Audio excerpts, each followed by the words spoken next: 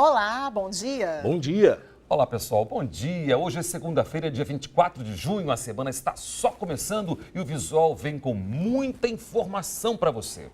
Mas não esqueça de participar. A gente espera a sua sugestão pelo nosso Facebook. E agora, os destaques de hoje. A tecnologia chega às salas de aula do Maranhão e hoje vamos entrevistar Edna Del Pomo, socióloga e professora da Universidade Federal Fluminense. Ela vai fazer uma análise sobre as manifestações que aconteceram no país na última semana. O Visual começa agora.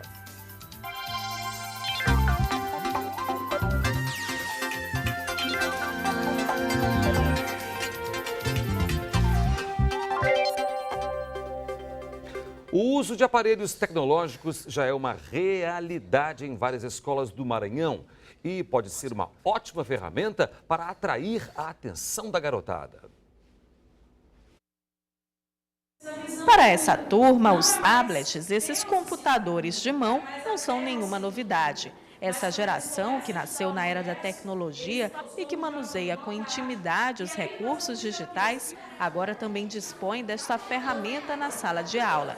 A tecnologia é aliada dos métodos tradicionais. Além do conteúdo dos livros físicos, os tablets também contam com outros recursos, como ilustrações dinâmicas, áudios, vídeos e jogos com perguntas. Fica mais interessante, mais legal a aula? Dá mais vontade de ter a aula do que com o livro normal. Para evitar que os alunos fiquem dispersos ou façam uso inadequado da ferramenta, alguns conteúdos são bloqueados. Com a tecnologia na sala de aula, os professores acabaram tendo que se qualificar para dominar a nova ferramenta. A gente teve assim, um treinamento bem grande, né? A gente vem treinando desde o final do ano passado. A gente teve um treinamento fora também, todos os professores passaram 3 dias no fórum de educação aprendendo a lidar com o iPad, porque não é o iPad pelo iPad, né? Mas o que nós podemos transformar, o que está aqui no nosso dia a dia em sala de aula. Para alguns estudiosos, o uso excessivo da tecnologia tende a afastar crianças, adolescentes e mesmo os adultos da leitura. O argumento é que os recursos dinâmicos acabam criando um novo tipo de analfabetismo funcional, já que o contato com os conteúdos acaba sendo muito superficial. Esta pedagoga acredita que para que isso não aconteça, é necessário orientar os alunos sobre como usar a tecnologia. Tanto desvio no mundo digital que você tem que focar naquilo que interessa. Você não fica perdendo tempo. Então, com isso, você desenvolve a mente sintetizadora do aluno para ele sintetizar aquilo que ele precisa, fazendo as ligações necessárias e, ao mesmo tempo, desenvolvendo uma mente disciplinadora.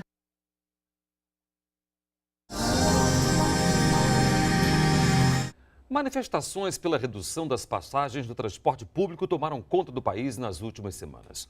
Mas mesmo após a redução das tarifas, os protestos continuaram com várias outras reivindicações. Eu estou aqui com a professora Edna Del Pomo, do Departamento de Sociologia da Universidade Federal Fluminense, que vai conversar com a gente sobre o assunto. Professora, bom dia. Bom dia, Obrigado prazer pela sua presença estar aqui com vocês nesse programa tão importante para os surdos. Todo o nosso prazer. Foi tudo tão rápido, né? Como surgiram essas manifestações? Essas manifestações surgiram por um grupo de São Paulo, né, de passe livre, de estudantes, reivindicando melhores condições do transporte, né, público, coletivo. E houve uma repressão violenta, né, da Polícia de São Paulo, exagerada, e isso acabou se voltando contra a própria repressão à manifestação. Fez crescer. Fez crescer.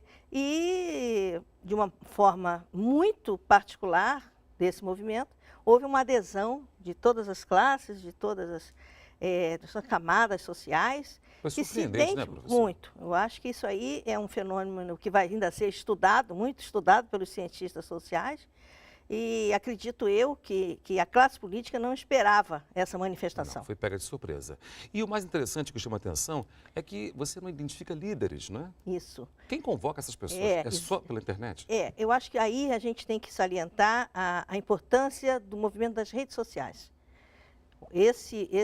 Em particular, as redes sociais teve um papel fundamental. Você via a convocação, manifestação, a própria pauta do movimento, né? muito bem feito, e isso é uma coisa surpreendente, é nova, né? É muito diferente do movimento das diretas já, diferente dos caras pintadas do Collor, né? Você tem uma nova manifestação. Fala-se de primavera brasileira, não é verdade? Em que medida se assemelha ou se diferencia esses eventos que estão acontecendo no Brasil com a primavera árabe, por exemplo? É muito diferente, né? Você tem uma origem diferente de lá, você lá tem um movimento muito mais acentuadamente de classe, aqui não. Aqui é o contrário. Você, nessa manifestação, algumas delas tiveram participação da própria polícia, dos próprios bombeiros, participaram. O movimento Passe Livre que iniciou, não é? Essas manifestações, já está se retirando, na é verdade, não quer mais chamar novas manifestações. Isso. Qual vai ser o rumo que a senhora acha que vai ter agora esse tipo de movimento?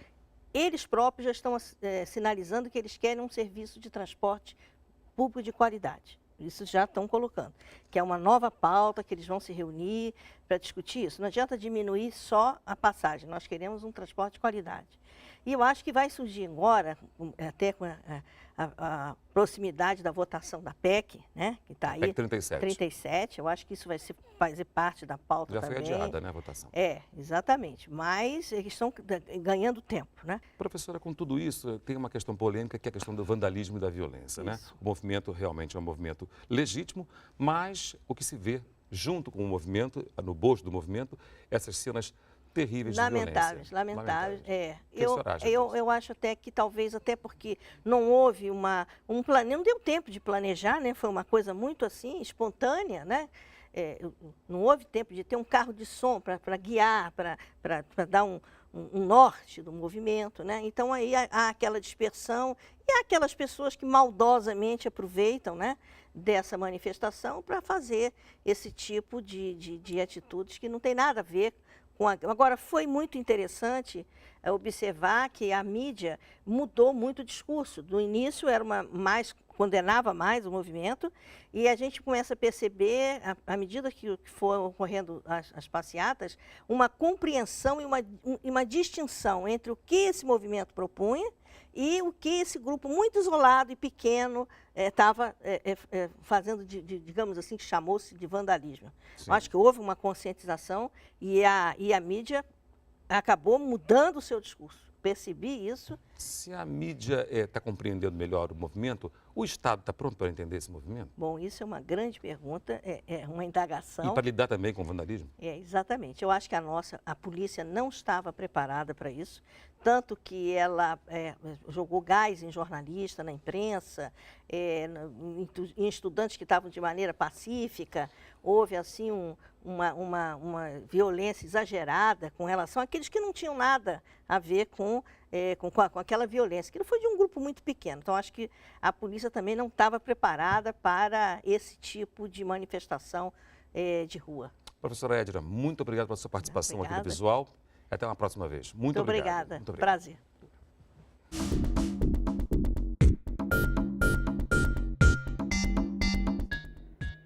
Melancia. Caju. Melão. Graviola. E hoje você vai saber um pouco mais sobre a colorida e alegre Nigéria.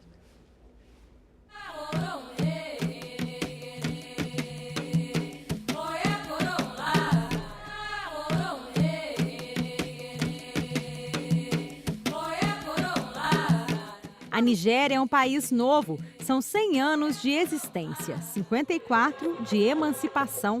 Lá vivem cerca de 175 milhões de habitantes em regime democrático desde a década de 90. Existe uma expressão que diz que o Brasil tem um pé na África, e isso é verdade. As semelhanças estão no gosto pelas roupas coloridas, na maneira de conversar e no batuque dos tambores.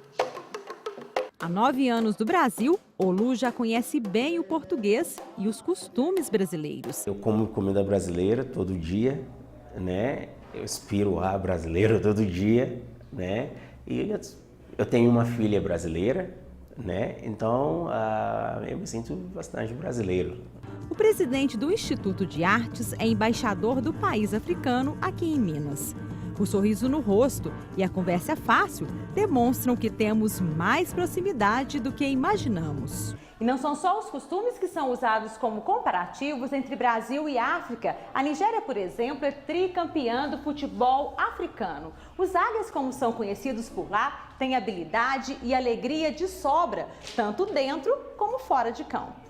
Junto a Olu, conhecemos o príncipe nigeriano Kolapo. Ele não fala nosso idioma, mas quando pergunto sobre o que ele conhece de nosso futebol, fica fácil de entender. O Nanjio, Kaka, àti ọ̀pọ̀lọpọ̀ wọn bẹ́yẹn.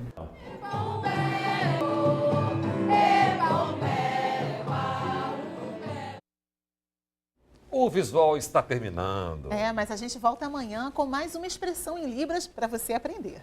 Às 8 da manhã. E lembre-se, esperamos por sua sugestão no nosso Facebook. Bom dia. Tchau para você. Bom dia.